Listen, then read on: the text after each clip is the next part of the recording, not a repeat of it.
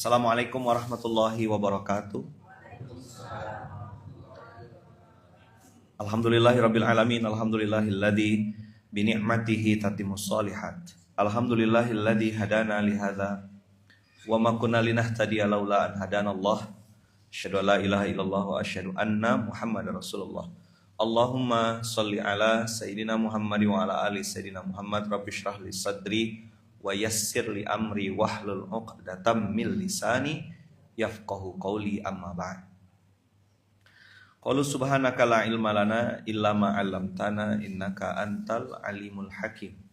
Qalu subhanaka la ilma lana illa ma 'allamtana innaka antal alimul hakim.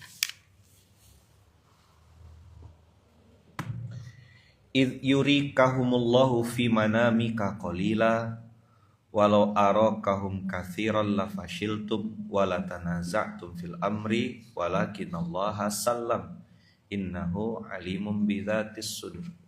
Coba lihat Al-Anfal yang tadi kita baca ayat 43. Ini sependek yang saya paham menunjukkan kemahakuasaan Allah untuk mempertontonkan sesuatu yang suka-suka Allah gitu. Saya pas tadi ayat ini nih jadi curiga gitu, dan makin curiga gitu sama mata sendiri. Coba lihat ayatnya 43. Idh yurikahumullahu fi manamika qalila walau arakahum katsira la fashiltum wala tanaza'tum fil amri walakinallaha sallam. Ada fakta, ada prasangka. Masuk enggak ke situ? Masuk. Ada fakta, ada prasangka. Sampai Allah memasukkan ke dalam mimpi orang-orang beriman itu kepada Rasul bahwasanya jumlah mereka itu sedikit, maksud jumlah orang-orang kafir. Ini cerita perang Badar kan Abang Kakak. Idh yurikahumullahu fi manamika qalila walau arakahum katsiran la fashiltum wala tanaza'tum fil amri walakinallaha sallam. Seandainya nih Abang Kakak, ini kita masuk kalimat walau. Walau arakahum katsira, seandainya Allah pertontonkan di dalam mata Rasulullah saat itu di mimpinya tuh orang kafir itu banyak. Dan ini kan perdana perang para sahabat. Seandainya dipertontonkan banyak, maka kamu akan wala tanaza'tum fil amri. Maka kamu pasti akan berbantah-bantahan tentang mimpi. Bayangkan, yang diperdebatkan adalah sesuatu yang tidak fakta. Maksudnya apa Bang Kakak? Kita nih benar-benar tidak punya pengetahuan apapun tentang apapun. Gimana tuh? Tidak punya pengetahuan apapun tentang apapun. Kayaknya istri aku merajuk nih. Sebenarnya istrinya lagi nahan sakit perut, cuma memilih untuk diam. Anak kita diam aja gitu, enggak ngomong. Ternyata dia lagi mencoba menyimpan rahasia, pengen bikin surprise untuk ayahnya. Ayahnya berprasangka. Masih ingat 2P yang saya sampaikan sama antum? Masih lupa ya? Hari ini masih itu ya, tapi sudah Zulqa'dah ya. April, masih April hari ini. Masih April kan?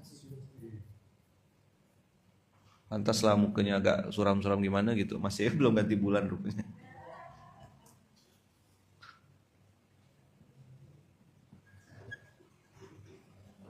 Hati-hati dengan penundaan.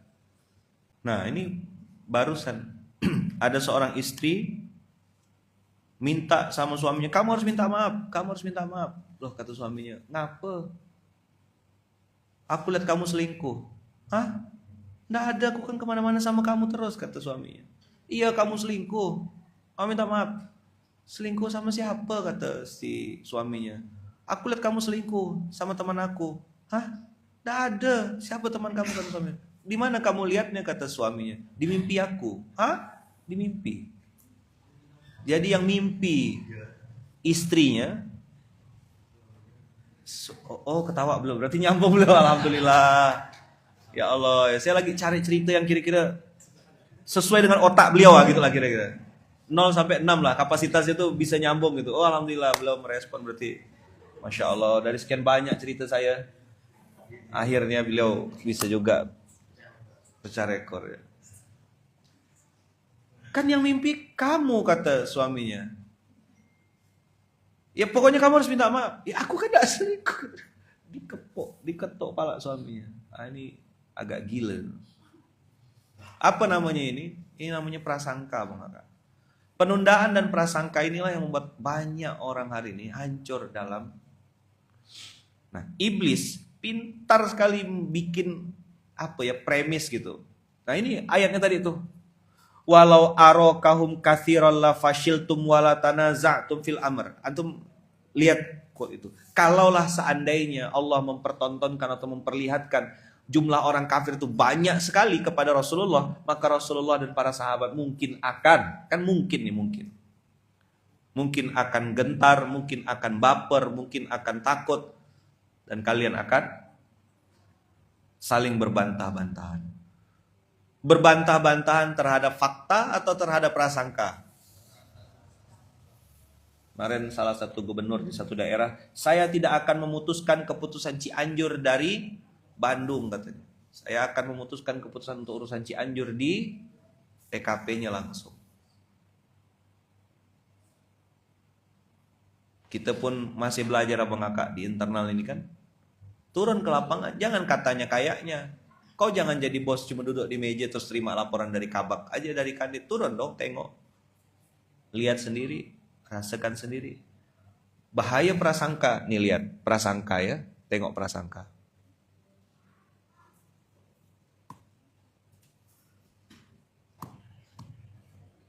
Prasangka tuh kayak gini. Ciri-ciri prasangka itu adalah kebanyakan orang. Wa in tuti' aktsara man fil ardi yudilluka an sabilillah. Pola. Ikut kebanyakan orang, kau sesat. Berarti lawannya mafhumul mukhalafahnya, pemahaman terbaliknya apa? Belajarlah ikut yang sedikit. Banyak belum tentu benar. Sedikit belum tentu salah. Tapi jangan sampai salah paham ya. Aku mah sedikit aja, tapi keras kepala, enggak gitu juga. Kapan kita mengatakan kalau Allah ridho yang lain masa bodoh? Saat lurus niatnya, bersih hatinya, kita niatkan karena Allah lillahi ta'ala inna sholati wa nusuki wa mahyaya wa mamati lillahi rabbil alamin. Lillahnya udah kita pasang, ya kan? Aku tidak mengharap yang lain kecuali harapkan ridho Allah. Nah, itu kan kita lagi mancarkan sinyal kepada Allah. Nanti sinyal dari Allah nyambung tuh. Orang lillah akan ketemu lillah, yang ihsan ketemu ihsan, yang baik ketemu baik. Sinyalnya nyambung. Frekuensi radio kemarin kan kita belajar. Kenapa yang sana udah kirim sinyal banyak, ini tidak connect? Servernya beda. Yang ini pakai AM, ini pakai FM. Sampai kiamat tak ketemu benda nih. Walaupun kau ada di tempat yang kayaknya baik, servermu harus keluar sinyal, ya Allah, bismillah. Kayak tadi kan saya pun belajar juga menghidupkan live nih, nyebut nama Allah, bismillahirrahmanirrahim. Karena saya tahu 1 jam ke depan atau setengah jam ke depan, ini mulut dalam kuasanya Allah. Bisa bagus ngomongnya, bisa error. Otak saya dibikin tidak sinkron terus sama Allah. Ngomong apa sih, ngomong apa. Antum bisa bayangkan yang pernah rasa duduk di kursi ini ada? Mana baca komen, ya kan? Ngerespon, nengok audiens kan, scanning masalah. Oke, ini audiens ini. Orangnya itu aja, ya kan? Datang terus, husnuzon, ini istiqomah. Tapi masalah lain kan bisa jadi belum selesai masalahnya. Ah, ini belum kayaknya nih. Kan nampak. Lama, waduh, berat. Yudilluka an sabilillah, abang kakak, menyesatkanmu dari jalan Allah. Itulah yang diharapkan iblis, diharapkan setan. Dia pengen kita check out, dia pengen kita keluar, dia pengen kita jauh. Maka ada penundaan, ada prasangka. 2P, apa? 2P. P yang pertama, penundaan. Makanya di Munzalan kita lagi belajar biar cepat asal selamat. Tentu terukur abang kakak, bukan al-ajalah. Al-ajalah itu kan ke apa tergesa-gesa. Cepat dengan tergesa-gesa beda. Kalau tergesa-gesa tuh ndak ada hitungannya, ndak terukur. Rasulullah hijrah terukur atau tergesa-gesa? Sangat terukur. Ali bin Abi Thalib yang gantikan tidur. Nanti yang hapus jejak siapa? Cara jalannya mundur dulu atau langsung tancap ke Mekah, ke Madinah. Ternyata mundur dulu kan? Siapa yang nanti ngantar makanan di atas sudah ditentukan orangnya. Siapa yang membersamai Rasulullah sudah ditentukan. Bukan Umar, bukan Utsman, bukan Ali. Yang membersamai adalah Abu Bakar As-Siddiq. Banyaklah tadabbur dari para ulama, orang-orang alim yang mengatakan kalau misalnya dalam safar, pilihlah teman yang paling soleh. Umar kuat, Utsman kaya, Ali lincah. Tapi Rasulullah memilih Abu Bakar As-Siddiq karena di antara yang paling soleh di antara sahabat Abu Bakar. Terus apalagi ayaman? Abu Bakar ini sudah well prepared sejak jauh-jauh sebelum hijrah. Nyiapkan ontenya, siapkan 2 kendaraan dah ini. Dan Abu Bakar selalu berdoa sama Allah, semoga aku yang dipilih oleh Rasulullah untuk membersamai dakwahnya. Sama kayak abang kakak sampai jumpa di Baitullah, udah ngumpulkan duit. Hari ini mau beli cilok, mau beli beli bakso, tahan dulu lah, jajan 10.000, masukkan 10.000, dapat lagi 10.000, masukkan lagi. Nengok dulu saya ketemu sama orang tuh yang komit ngumpulkan 20.000, digulung-gulung 20.000-nya, masukkan pipet, asal ketemu 20.000 komit, tangkap, masukkan dalam celengan. Dia bilang saya pengen umroh, modal 20.000 digulung, asal nengok 20.000 nggak boleh jajan, pokoknya ini uang terlarang. Komitmennya dan disiplinnya begitu. Dia masukkan 20.000, simpan. Di botol air mineral tuh abang kakak, itu bisa jadi 20.000 itu kan segini. Kalau digulung, tinggi. 1, 2, 3 tingkat seingat saya di botol minuman itu. 3 tingkat duit 20.000 yang dimasukkan dalam sedotan, lalu disusun jadi 3 tingkat di dalam lingkaran itu. Apa yang terjadi abang kakak? Niatnya untuk umroh. Allah takdirkan dia berangkat umroh, suami istri, dapat gratis, dan uang itu disedekahkan ke gerakan infak beras di Baitul Mal. Waktu itu masih Baitul Aruslan itu ya, kalau tidak salah jaga, sama Kak Nopi kalau tidak salah. Masih zaman itu di garasi sini. Baitul Mal PMMIA namanya dulu. Masih garasi yang sekarang jadi ruang mustahik ya.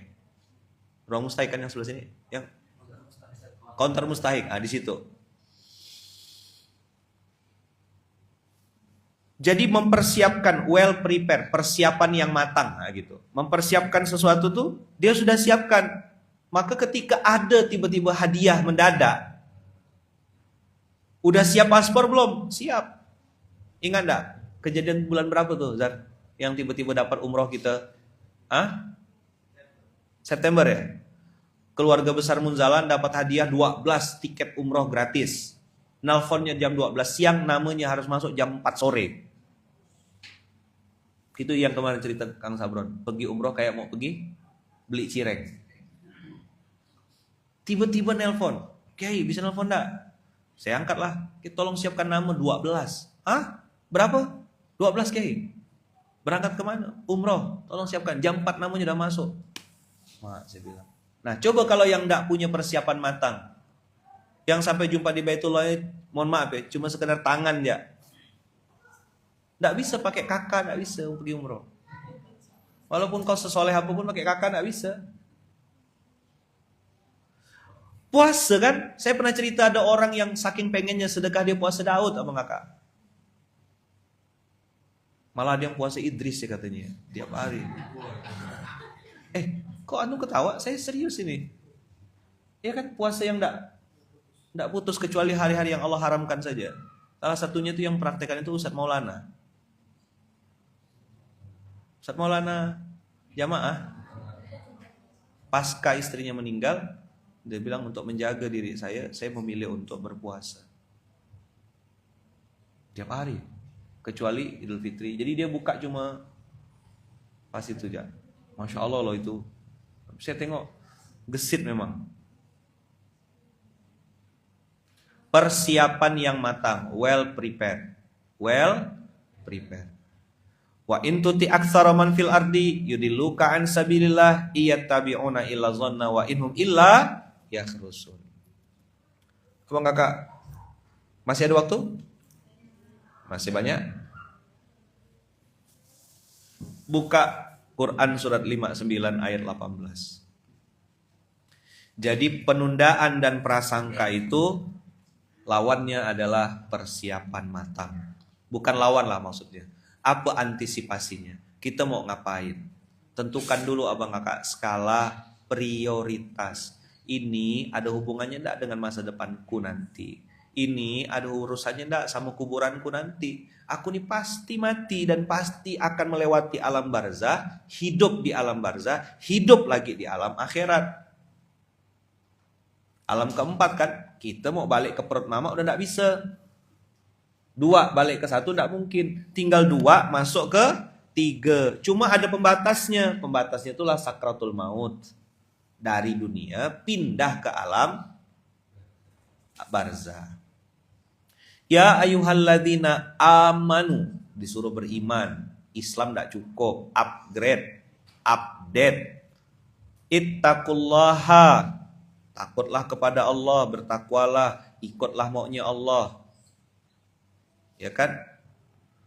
Merasakan kehadiran Allah, melihat ayat-ayat Allah. Ada Allah dalam kehidupan, ada campur tangan Dia bukan kerja kita. Makanya kalau ada orang sombong, flexing gara-gara harta, kan terlambat dia. Korun udah flexing duluan sejak dulu. Flexingnya cuma Lamborghini, cuma Ferrari, kecil sekali. Korun flexingnya gimana? Emas-emas itu di display.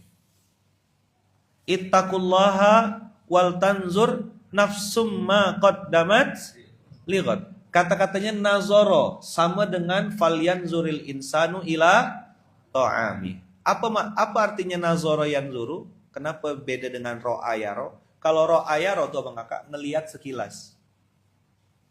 Tapi kalau nazoro yanzuru itu pay attention for detail. Apa nazoro yanzuru? Pay attention for detail. Lihat sedetail-detailnya. Lihat PR-PR-nya.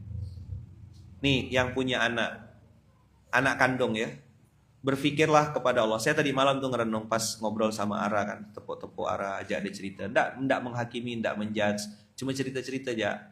Ara, ayah tuh sedih Ara.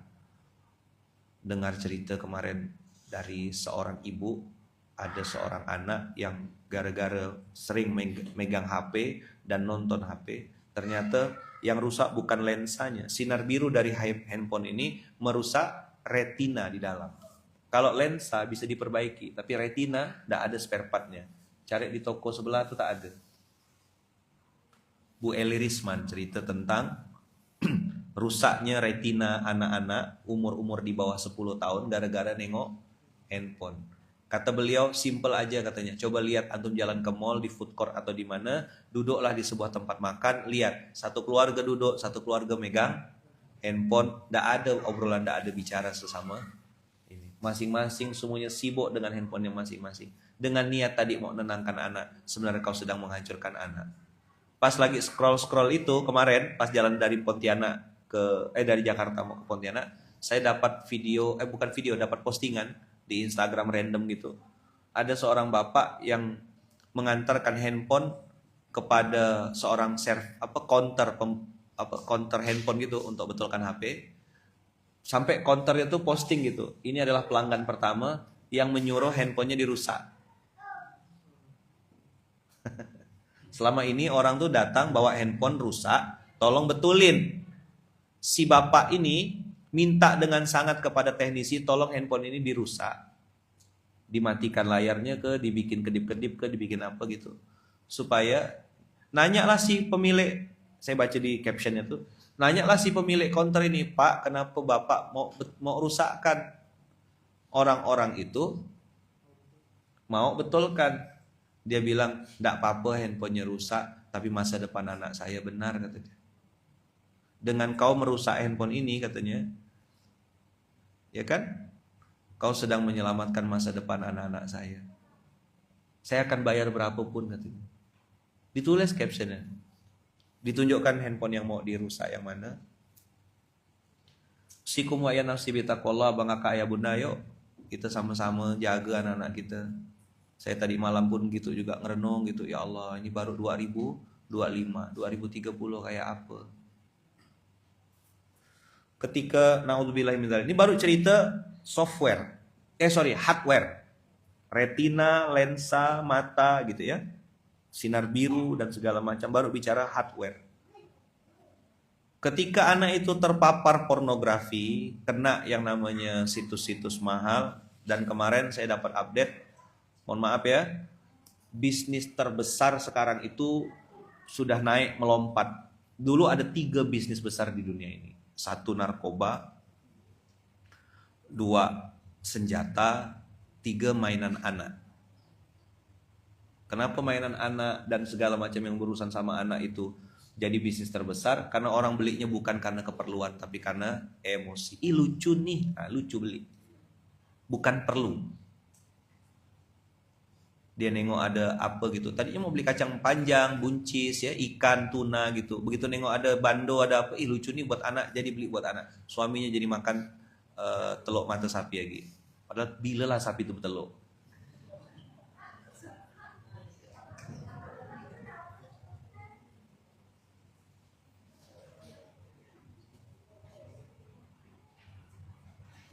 Udah ya. Saya mana tadi? Telur mata sapi. Jadi ketika anak itu terpapar pornografi, abang kakak, otak di bagian depan, antum coba carikan, apa namanya otak bagian depan itu? Otak yang depan ini mengkerut, mengecil. Oh, 3 senjata. Mainan anak, senjata, narkoba. Sekarang kata beliau, kata Bu Eli, waktu saya kemarin silaturahim tanggal 24 itu, bisnis nomor 1 itu adalah telanjang atau pornografi. Jadi sekali diklik itu sekian dolar masuk ke sumber websitenya. Klik masuk ke sumber website. Nah, panjang umur. Bang Fed. Nah, hujan. Enak ya.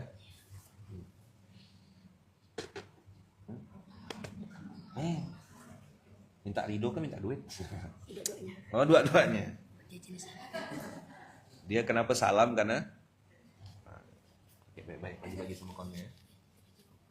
Bagi-bagi sama konnya. Dekat dulu. Nah, jadi di otak bagian depan itu abang kakak, dia mengkerut, mengecil. Otak inilah yang berfungsi untuk membedakan mana hak, mana batil, mana baik, mana buruk.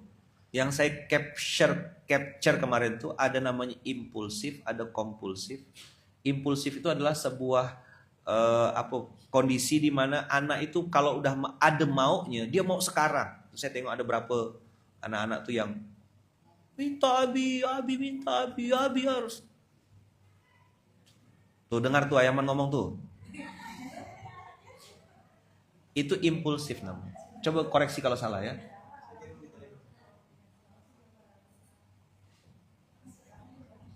Dia minta sekarang. Dia akan guling-guling, nangis-nangis, akan lakukan apapun supaya dapat barang itu sekarang. Itu impulsif namanya. Coba dikoreksi kalau salah. Ada lagi namanya kompulsif. Kompulsif itu minta berulang-ulang. Mohon maaf ya, onani, buka konten porno. Dia akan lakukan itu berulang-ulang.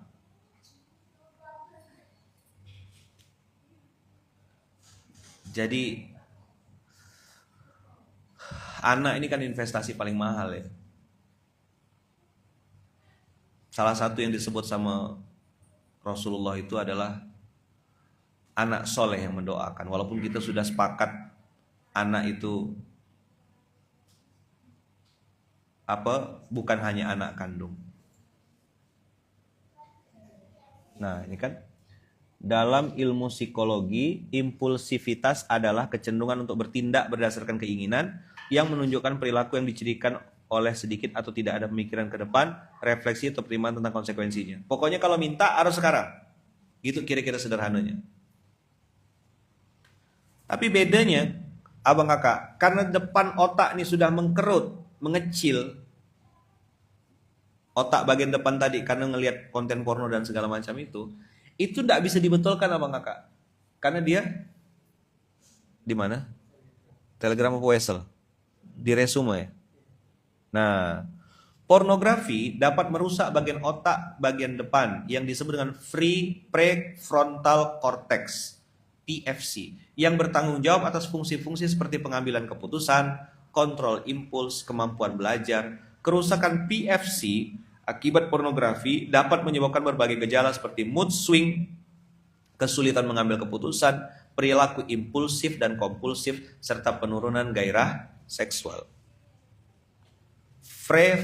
Prefrontal cortex di bagian depan itu ketika rusak, mengkerut abang kakak, itu udah tidak bisa ngambil keputusan. Maka dia tidak tahu ngambil kotak amal di masjid itu bagi dia biasa saja.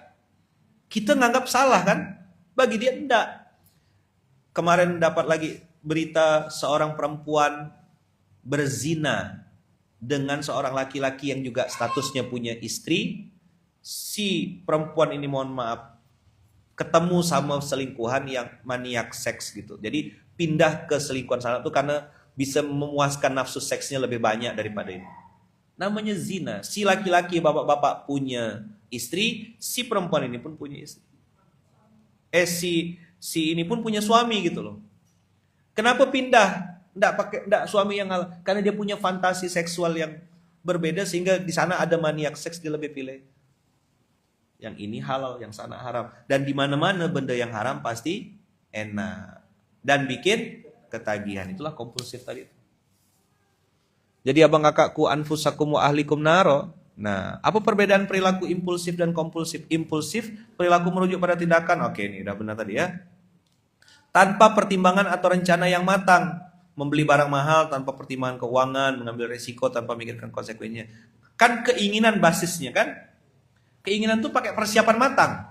Enggak. Bisa dia mikir sampai ke akhirat. Mana jauh benar bagi dia tuh. Orang mikirkan depan mata dia enggak ngerti. Pokoknya enak dulu gitu. Barang-barang buatan iblis, buatan setan, semuanya efeknya instan. Enak di depan. Dan bikin ketagihan. Berat materi Dinsu nih. Pusing dia habis ini. Cuman aku nak nyambung ayaman gitu. Ente kan Din? Lanjutkan ente habis ini. Kompulsif, perilaku kompulsif melibatkan tindakan yang dilakukan secara berulang-ulang dan sulit dihentikan meskipun individu itu menyadari tindakan tersebut mungkin tidak masuk akal atau merugikan. Contoh di sini, contohnya anak sekali nih. Baik sekali contohnya, cuci tangan berkali-kali. Memeriksa pintu berkali-kali. Ada wudhu berulang-ulang. Lagi sholat pun wudhu dia. Saking ragu-ragunya tuh. Pas sudah takbiratul ihram, belum wudhu nih kayaknya. Wudhu lagi dia. Abang kakak ayah bunda, tadi malam sebelum tidur tuh saya ngerenung dulu mikir. Ini 2025. Inilah yang disebut dengan Allah, i'amanu ittaqullaha wal tanzur nafsum ma qaddamat lighad. Jadi saya akhirnya ngelihat ke dalam diri saya, ya Allah, cemana nanti anak-anakku nih, aku harus pastikan anakku nih makan yang halal. Ya kan? Bukan cuma makanan bergizi ya bang kakak. Halalan thayyiban yang terjamin keberkahan rezekinya, terjamin kehalalannya. Kita sebagai ayah semampunya. Enaknya kita sebagai orang beriman ini, Allah bilang fattaqullaha mastata'tum. Semampunya. Tapi do the best, well prepared, persiapan yang matang, Saya pun masih belajar abang kakak, masih jauh sekali. Banyak yang saya muhasabahkan dalam diri saya nih. Kalau udah lagi balik ke rumah gitu ya, ngobrol sama anak-anak saya. Saya tengok, Sempat saya tuh keceplosan tadi malam. Ya Allah, saya bilang anak-anak zaman sekarang punya grup WhatsApp ya. Zaman aku dulu kecil tak ada grup WhatsApp. Amat sangat tua sekali rasanya bang saya tadi malam tuh pas ngobrol sama Ara gitu, cerita-cerita. Terus dia tengok, apa nih Ara? Grup WhatsApp ayah, Ara sama kawan Ara. Saya tengok di grupnya tuh, apalah diobrolkan mereka tuh. Ya alhamdulillah enggak ada lah yang apa-apa gitu.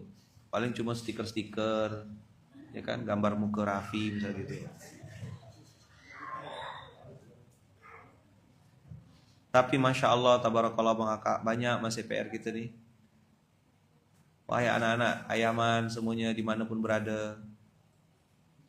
Ya, bahaya sekali mereka menjajah setiap rumah, setiap anak dengan handphone ya.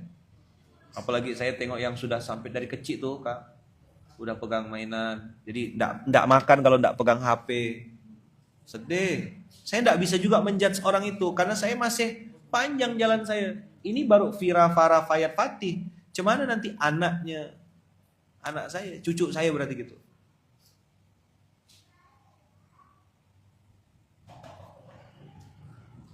Jadi kita udah ngomong akhirat, ya. Dia ngomongkan mau ngapain hari ini aja dia tidak tahu. Yang fenomena kemarin tuh, yang saya bilang di mana kemarin? Nih. Menambah daftar panjang ikhwan beban umat. Laki-laki sebenarnya. Gak usah pakai ikhwan-ikhwan lah. Malam-malam begadang main HP. Pagi sampai siang molor. Bangun tidur makan, kenyang, melamun, ngantuk, tidur lagi. Kok mirip sama beliau ya?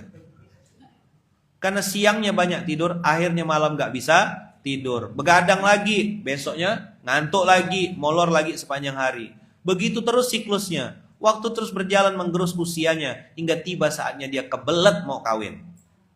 Kawin gitu. Tidak punya persiapan apa-apa. Selain kata-kata puitis indah, buah lakum di dalam peti. Assalamualaikum ukhti. Oi buaya gitu. Foto-foto pencitraan di medsos, lagi sujud di foto ya. Lagi rujuk, lagi ruku selfie. Lagi rujuk. Ini gara-gara lihat Kang Sabron jadi hantu. Gitu. Besok tenang. Sebenarnya saya tadi mau nyuruh beliau langsung ngisi sini, cuma takut nanti beliau sesak napas ya. Jumbo, mim mati ketemu Mbak.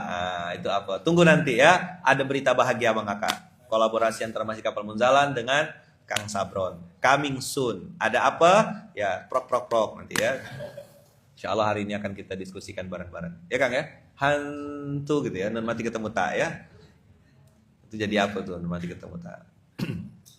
Otak kosong, dompet kosong. La haula wala quwata illa billah. Nah, seperti apa kelanjutannya? Silakan Bang Dinsu melanjutkan ya. Langsung pusing pala. Ayaman ngasih materi ini. Abang Kakak balik lagi tadi 58 ayat 18, well prepared. Persiapan yang matang. Akhirat itu nyata Abang Kakak, benar-benar nyata.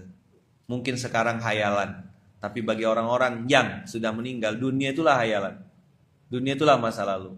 Akhirat itu masa depan. Berapa banyak kata Allah orang di dalam kuburan itu yang berharap pengen balik ke dunia supaya bisa beramal soleh dan bersedekah. Tapi orang-orang di dunia pada santai.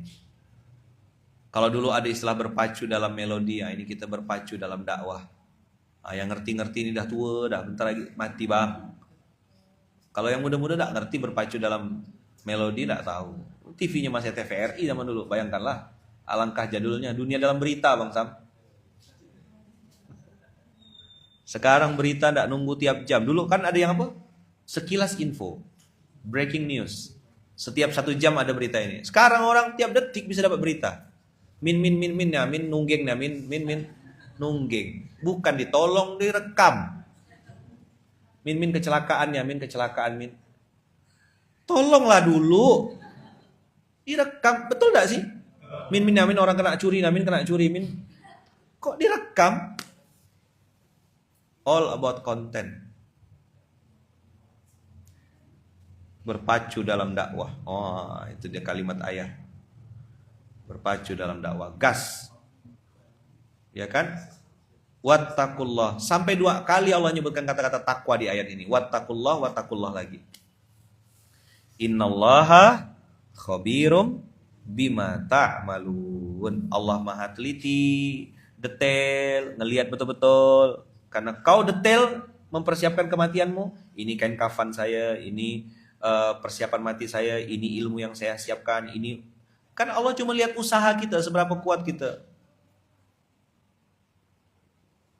Innallaha khabirum bima ta'malun. Kau lihat detail dengan nazara, pay attention for detailmu, Allah juga menatapmu, melihatmu dengan tatapan detail. Bukan hasil. Jangan pernah berpikir hasil. Allah hanya meminta kita berusaha. Oke. Bismillah. Silakan lanjutkan Bang Dinsu. Jazakumullah khair. Kita akan dengarkan beliau sampai zuhur nanti insyaallah. Silakan lanjutkan. Barakallahu fikum, berkah selalu. Terima kasih banyak Abang Kakak. Ayaman seperti biasa kalau sudah balik ke Pontianak ada hal yang harus diurus, diselesaikan ya. Tanggung jawab aman sambil ngobrol-ngobrol cerita sama Ara. Barakallahu fikum. Terima kasih banyak. Mohon maaf atas tutur kata yang kurang berkenan. Doakan Ayaman, doakan Bunda Uum, doakan adik anak-anak Ayaman, doakan kami sekeluarga besar, Wawa ibu di Lampung, Wawa di Pontianak, dan semua keluarga besar masih kapal menjalan. Doakan semoga kita sama-sama Bang Kakak, sama-sama bisa mempersiapkan persiapan yang matang untuk akhirat. Tentu ini baru judul besar ya. Detailnya seperti apa mempersiapkan itu nanti kita belajar sama-sama, karena Ayaman pun masih juga belajar. Jazakumullah khair, barakallahu fikum. Assalamualaikum warahmatullahi wabarakatuh. Dinsu, jadwal bulan depan udah beres, udah disiapkan. Ya. Jadwalnya so Adam lagi, Adam terus gitu. Silakan lanjutkan. Izin ya semuanya ya. Saya ternak dulu antar anak.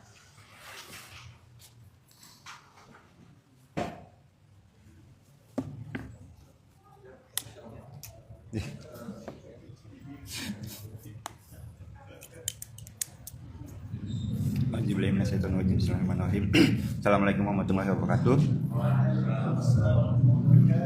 Bismillahirrahmanirrahim. Allahumma shalli ala sayyidina Muhammad wa ala ali sayyidina Muhammad. Qala rabbi wa lisati wa yas'amni wa lundatan min lisani yafqahu qawli.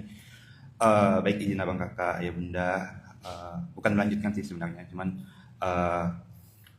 ada satu poin tadi dari Ayahman yang sampaikan tentang 2P itu penundaan dan prasangka.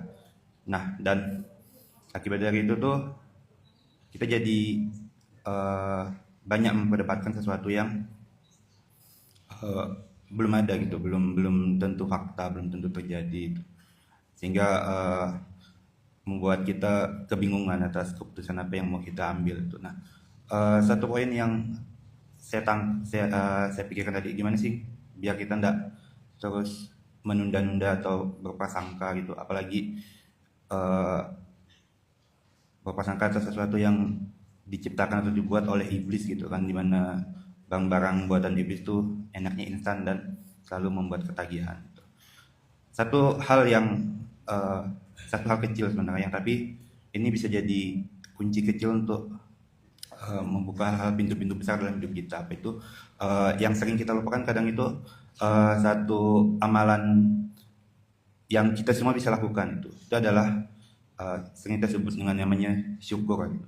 Syukur itu merupakan kunci-kunci kecil, sebenarnya kunci kecil yang bisa ngebuka pintu-pintu besar dalam hidup kita. Tapi banyak dari kita tuh sering lupa akan satu kunci ini. Kadang karena sibuk lah, karena sering ngeluh tadi tuh, nunda-nunda pekerjaan, terus banyak berprasangka, kita lupa, kita bersyukur bahwa kita udah dikasih nikmat yang sangat luar biasa. Kenapa sih syukur itu begitu penting, dan gimana sih caranya kita bisa jadi orang yang gampang buat bersyukur itu, hal-hal kecil apapun itu kita syukuri. Nah, kalau ngomong soal syukur nih, yang paling gampang dipahami itu apa itu syukur tuh? Syukur tuh mengakui semua nikmat Allah. Terus kita menyikapinya dengan hati, lisan, dan juga perbuatan yang kita lakukan sehari-hari.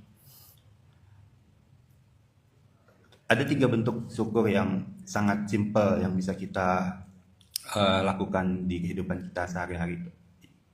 Yang pertama itu syukur dengan hati. Dimana kita tadi itu mengakui nikmat-nikmat yang telah Allah berikan. Bukan karena kehebatan kita sendiri gitu, tapi karena emang Allah lah yang ngasih kenikmatan-kenikmatan itu terhadap kita gitu. Bukan dari nikmat-nikmat yang diciptakan oleh iblis tadi itu yang membuat kenikmatan instan dimana yang membuat ketagihan itu gitu. Tapi satu nikmat yang patut kita syukuri adalah kenikmatan dari Allah Subhanahu wa taala. Terus yang kedua, apa yang kedua tuh syukur dengan lisan, dimana kita sering mengucapkan alhamdulillah atas apapun hal-hal yang kecil yang hal-hal kecil yang kita dapatkan dari Allah Subhanahu wa taala itu kita selalu syukuri dengan mengucap alhamdulillah. Selanjutnya yang ketiga itu adalah syukur dengan perbuatan, dimana nikmat yang kita dapat dari Allah Subhanahu wa taala itu kita kerjakan lagi atau kita amalkan lagi untuk kebaikan-kebaikan yang lainnya gitu. Kita bermanfaat kepada orang-orang dan lingkungan di sekitar. Contoh kecilnya tuh kayak misal kita dikasih badan sehat, akhirnya kita bisa sholat tepat waktu, bisa datang subuh gitu ke sini ke jalan, dikasih motor, kita jauh-jauh datang. Pasti kawan-kawan di sini ada juga yang rumahnya sangat jauh gitu dari sini kan, bisa sampai setengah jam, 1 jam, kasih motor bisa kita pakai buat datang ke kajian subuh, sholat tepat waktu, bisa buat ngantar orang tua dan lain itu suatu kenikmatan bagi kita yang mungkin orang lain tuh ada juga yang nggak dapat itu, tapi kita yang dapat itu gitu. Dikasih rezeki, kita sisihkan buat sedekah misal kayak gitu. Jadi tidak cuma buat gaya-gayaan hidup, beli HP mahal tadi kata Yaman kan, ke papar sama sinar biru dan juga konten-konten yang pornografi, yang buat edit gitu. Ya, kalau misalnya dikasih rezeki lebih, kalau kita syukuri itu kita bisa pakai rezeki kita tuh buat sedekah gitu, buat infak dan lain gitu. Nah, kadang kita mikir tuh kenapa sih kita harus ribet bersyukur gitu. Hidup mah jalanin aja gitu, simple gitu. Ya udah jalan-jalan aja, lurus-lurus aja gitu. Padahal tuh ternyata syukur itu penting sekali gitu. Syukur tuh kadang kita dapat nikmat, nggak cuma dapat nikmat, sebenarnya dapat cobaan apa tuh ya udah kita syukur aja, pasti ada hikmahnya kayak gitu kan. Orang Melayu kan gitu, apapun musibahnya masih ada syukurnya itu. Untung udah kecelakaan, untung nggak meninggal gitu kan. Udah meninggal pun masih untung gitu, untung mayatnya ketemu gitu. Gitu kadang tuh bersyukur tuh bikin hati kita tenang gitu. Kadang ada orang yang suka mengeluh, hidupnya gelisah gitu. Nah terus itu harus banyak-banyak bersyukur biar damai. Ya udah legowo gitu. Apapun masalahnya ya udah syukurin aja gitu, pasti ada hikmahnya. Gitu. Terus syukur itu juga membuka jalan untuk bertambahnya nikmat. Allah janji langsung di Al-Quran, jika kalian bersyukur maka pasti aku akan tambah gitu. Kalau misal pengen rezeki lebih, ya udah syukuri rezeki yang udah dikasih gitu. Oh, hamba ini pandai bersyukur dengan nikmat yang kasih, tambah, bersyukur lagi seperti itu terus gitu. Mau hidup bahagia juga harus bersyukur itu, apapun nasib yang kita terima ya udah syukurin aja gitu. Kita ikhlas aja menjalaninya gitu. Emang itu yang dikasihnya, ya udah tinggal kita syukuri.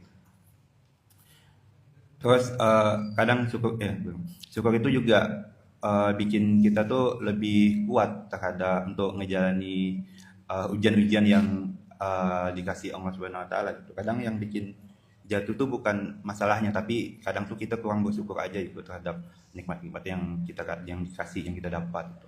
Orang syukur tuh kayak pejuang gitu, kuat karena hatinya penuh gitu, penuh dengan rasa syukur itu gitu. Jadi tidak sempat nih buat mengeluh, buat nunda-nunda, buat berprasangka itu. Ya udah apapun itu balik lagi bersyukur lah. Nah, gimana sih tanda-tanda orang yang bersyukur itu? Tanda-tanda kita nih udah bersyukur belum sebenarnya gitu, atau cuman di mulut aja alhamdulillahnya gitu, tapi di hati masih menyimpan beban-beban lah kayak gitu. Cuman alhamdulillahnya di mulut aja, kadang-kadang kita kayak gitu. Gimana sih tanda-tanda kalau kita tuh udah bersyukur itu? Yang pertama tuh nggak gampang ngeluh. Jadi ketika kita dapat cobaan, kita dapat ada masalah itu nggak langsung ngedumel gitu, tapi langsung nyari solusi sambil berdoa gitu. Terus selalu lihat sisi baik dalam suatu kejadian. Kayak kita contohnya yang tadi kan, apapun masalah yang didapat pasti ada hikmahnya. Jadi kita cari tuh sisi baik dari ujian-ujian yang kita hadapi. Misal tadi jatuh dari motor, untung nggak nabrak orang, itu ada sisi baiknya di situ kan. Di setiap hal yang kita lakukan tuh pasti ada sisi baiknya tuh, yang harus kita syukuri. Terus tanda-tanda kita bersyukur selanjutnya tuh kita gampang bahagia sama hal-hal kecil.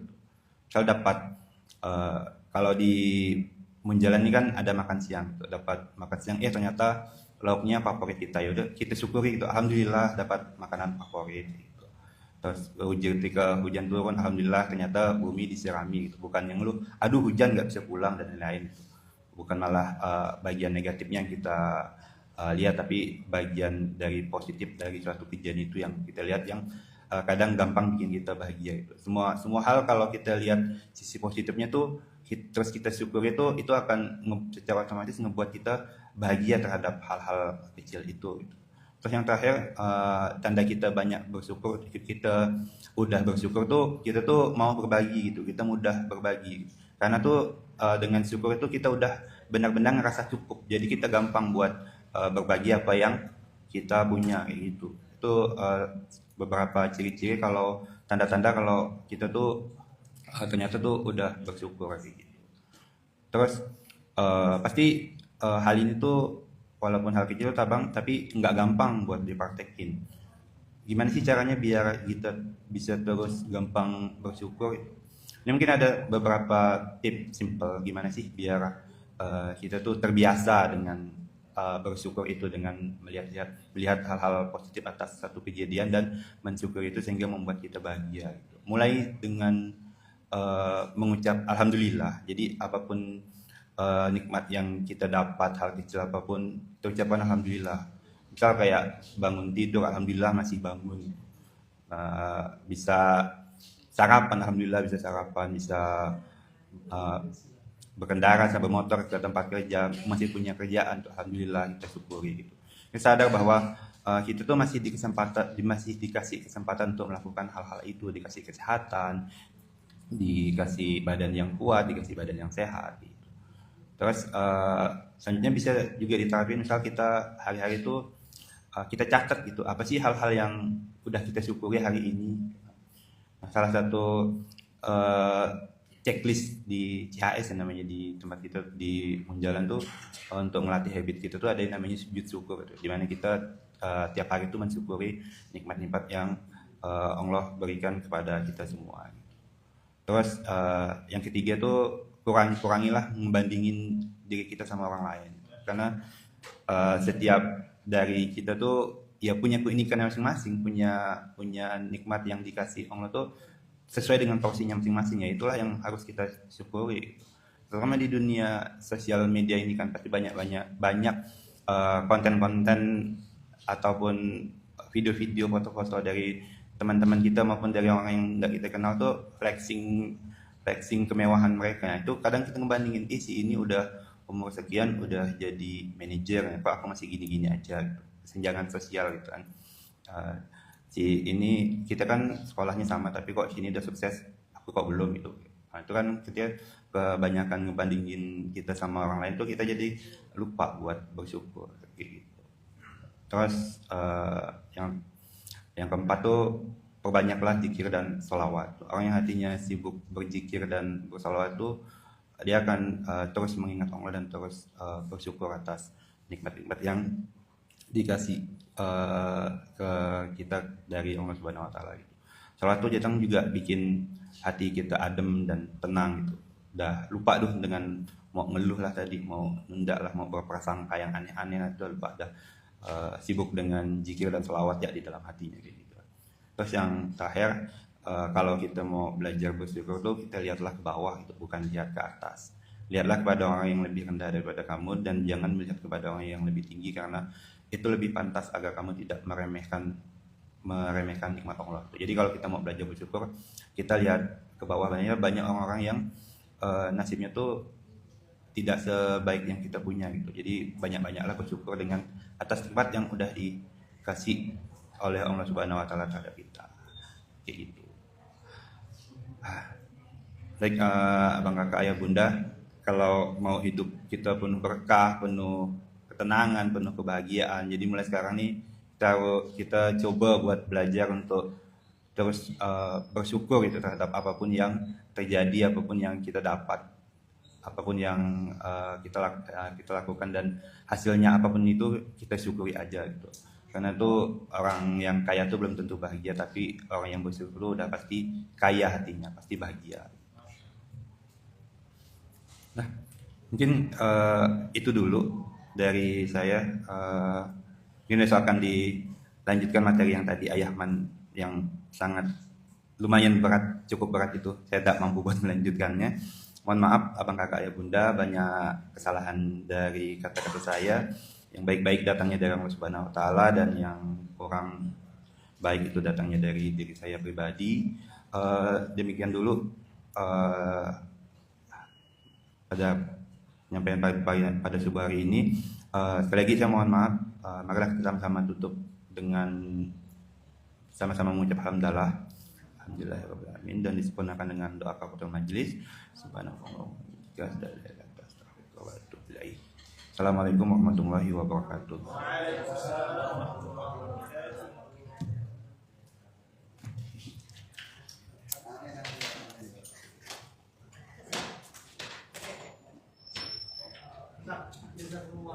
Harus dirayakan dengan sesuai.